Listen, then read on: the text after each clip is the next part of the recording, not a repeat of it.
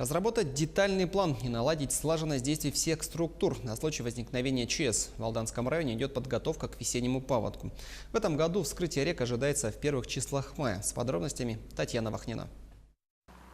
Лучше предусмотреть самое неблагоприятное развитие событий, чем оказаться не готовыми к чрезвычайной ситуации. Этот принцип остается первоосновным в пропуске паводковых вод. В Алданском районе подготовка к паводковому периоду началась. Ежегодно на территории Алданского района у нас реализуется с февраля месяца по май месяц мероприятия по подготовке к паводковым мероприятиям. Ну и в частности у нас проведены мероприятия заседания комиссии по чрезвычайным ситуациям.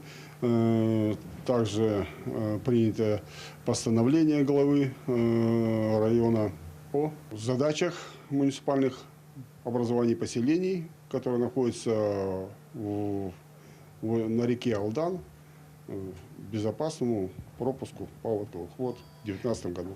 В подготовке к паводку будут задействованы все жизнеобеспечивающие структуры. На случай возникновения ЧС будет разработан детальный план действий. Предполагается, что повышенное внимание будет уделено Белецкому и Венкийскому национальному наследию, селу Кутана, поселкам Чегда и Верхняя Амга, а также части города Томот. На реках вблизи перечисленных населенных пунктов возможны заторы.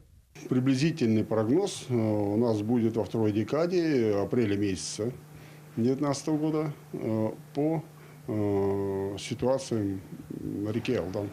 Вскрытие рек ожидается в первых числах мая. Пока точные прогнозы делать рано. Сложно говорить и о степени угроз.